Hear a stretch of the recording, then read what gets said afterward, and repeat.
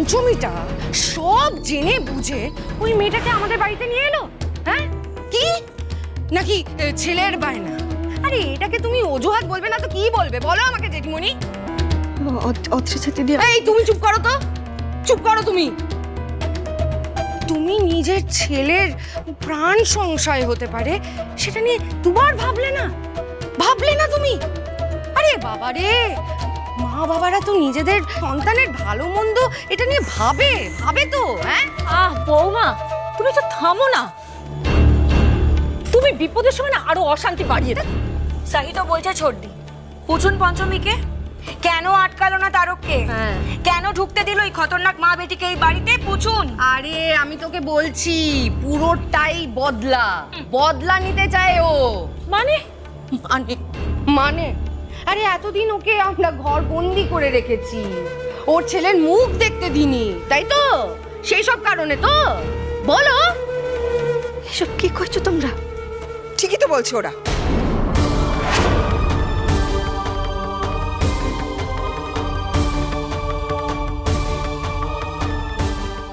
মা ঠাকুর, আপনিও একই কথা কইছেন? হ্যাঁ হ্যাঁ, আমিও বলছি তারক এখন ছোট, ও সব কথায় আমল দেওয়ার দরকার নেই। মা ঠাকুরন, শুধু তারকের কথায় আমি ওদের বাড়ি ফিরিয়ে আনতে রাজি হইনি মা ঠাকুরন। আমি তো বারবার কইছি বাবু কোথায় আছেন সেটা একমাত্র চিত্রা জানে। আর আর এত কিছু জানার পরও আমি কেমন করে চিত্রাকে ওখানে ফেলে আসতাম বলুন দেখি? কি করে ফেলে আসতাম?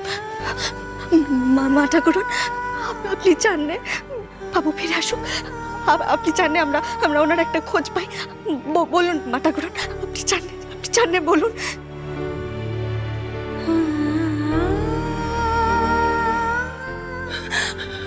চাই চাই চাই চাই, কিন্তু আমি এটাও জানি ও আর ফিরবে না, ফিরবে না। ফিরবে।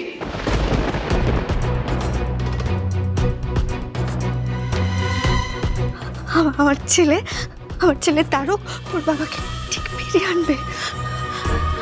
আর এর মাঝে যাতে চিত্রারা ওনার কোনো ক্ষতি করতে না পারে সেই ব্যবস্থা আমি নিজে করব। কি ব্যবস্থা করবে তুমি? মানে পঞ্চমী, তুমি কি বা করতে পারবে বলো তো? আমি করব কোনো না কোনো একটা ব্যবস্থা, আমি ঠিকই করব। কিন্তু তার আগেই যদি তারকের ক্ষতি করে বসে ওরা? না না না, কিন্তু তারক যে এখন মন্দিরে চিত্রাদের সাথে একা। হ্যাঁ তাই তো, আমার তারক মন্দিরে একা একা। তারক তারক তারক তারক তারক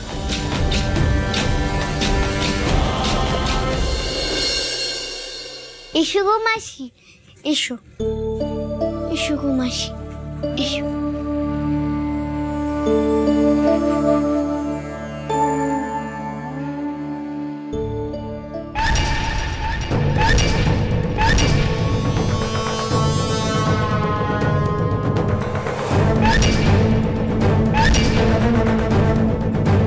এসো এসো।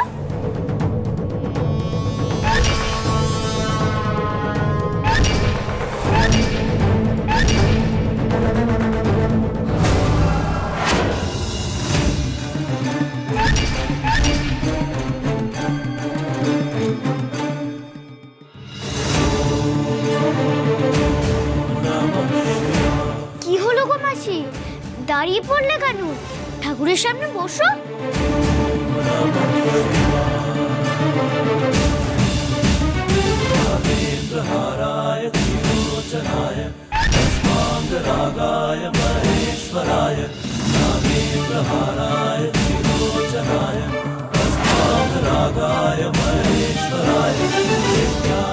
এই নাও গো মাসি, ঠাকুরের সামনে মাথা নুয়ে হাত জোড় করে প্রণাম করো।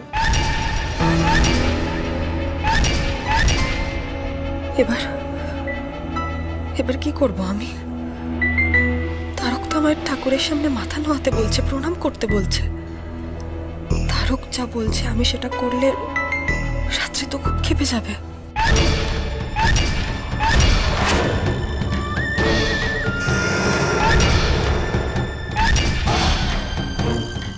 নাও গো মাসি, পুজোর ফুল বেলপাতা হাতে নাও, ঠাকুরের সামনে প্রার্থনা করো।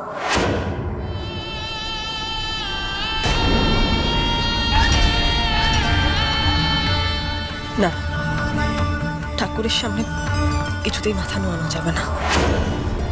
মাসি গো, দাঁড়িয়ে না থেকে হাত জোর করে জয় বাবা নীলকণ্ঠের জয় বলো।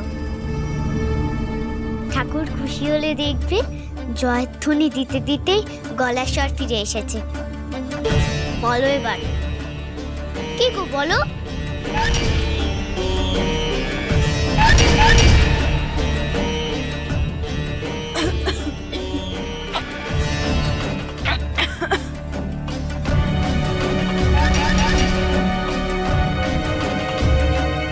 কি বলছো তুই ইশারায়? মাঝে ইশারায় বোঝাচ্ছে মায়ের গলায় খুব ব্যথা।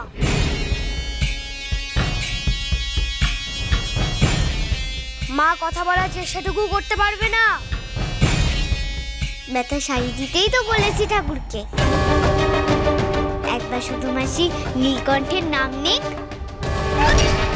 নাও গো মাসি, নীলকণ্ঠের নাম নাও। তুমি মাকে জোর করবে না একদম। মা পারবে না। খুব পারবে। পৃথিবীর সব কোলে তার নামে মাথা নোয়ায়। আর মাসি পারবে না? না মাসি, হাত জোর করো নীলকণ্ঠের সামনে।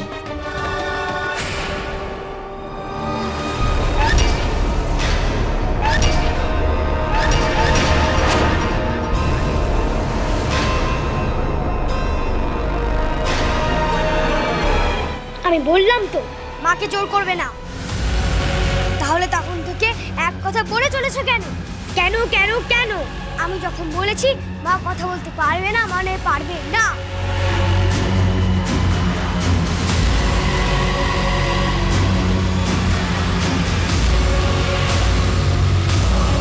তুমি ঠাকুরের সামনে মাথা নোয়াতে চাও না, তাই না মাসি?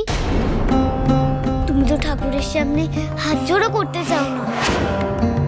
রাত্রি তোমায় বারণ করেছে, তাই তো? বারণ কেন করেছো বোন? এখনো বুঝি রেগে আছো? এসো গো এসো, ঠাকুরের বেলপাতা ছুঁয়ে দি তোমার কপালে, তাহলে রাগ কমে যাবে। না,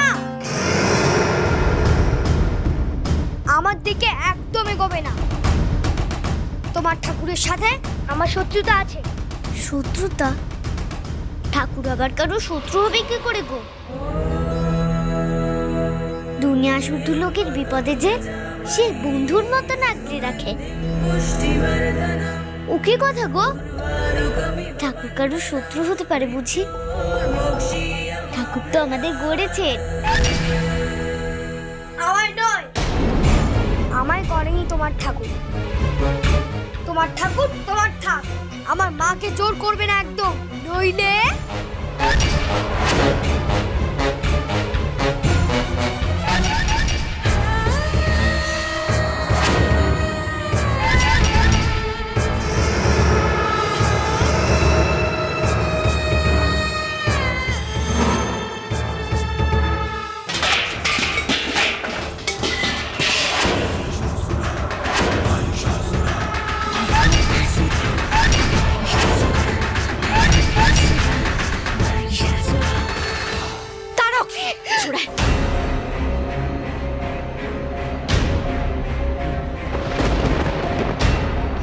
বাবা,